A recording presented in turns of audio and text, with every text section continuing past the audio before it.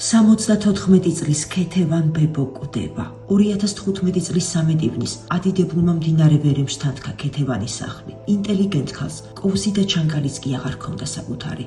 ღიაცის ქვეშ დარჩენილ ქალს სახელმწიფომ ერთი პატარა ოთახიც კი არ გადასცა. იყო მხოლოდ დაპირებები. წლების განმავლობაში დაგროვებულ უთქმელ დარს და ტკივილს ვეღარ გაუძლო მოხუცმა და აი ერთ დღესაც საშინელი ინსულტი.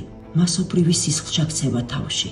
რეანიმაცია. ბებო მეტყველების უნარი და მეხსიერება მთლიანად დაკარგა. უარეს გეტყვით, საბრალო მოხუც 100%-ით წაერთვა მხედველობა ორივე თვალში.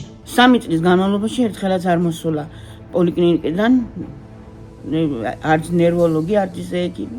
მით უმეტეს ვალდებულები არიან, ქალბატონი არის სოციალურად დაუცველი, შესანიშნავი ქალბატონი, გულისხმიერი, მოსიყვარულე, ყველას დამხმარე. აი ასეთი ლამაზი, ლაღი და ღიმილიანი იყო ქეთევანი ახალგაზრდობაში.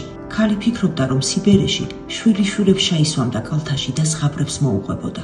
სამწუხაროდ ბებო ისე დატოვებს ამ სამყაროს, რომ ოცნებას სამარეში ჩაიდანს. დიახ, ვერაგმა ცხოვრებამ ღირსეული ქალისთვის არც შვილები გაიმეტა და არც შვილიშვილები. ზუსტად ერთი წამია საჭირო იმისთვის, რომ ადამიანმა ჯანმრთელობა დაკარგოს. დიახ, სამწუხაროდ სიცოცხლის დაკარგვისთვისაც მხოლოდ ერთი წამია საჭირო, მაგრამ სამაგიეროდ ჩვენ ადამიანებს უფალმა უთვალავი დღე მოგცა იმისთვის, რომ სიკეთის კეთება მოვასწროთ. ოდესღაც ჩვენც დავბერდებით. დიახ, ოდესღაც ჩვენც დავტოვებთ ამ სამყაროს.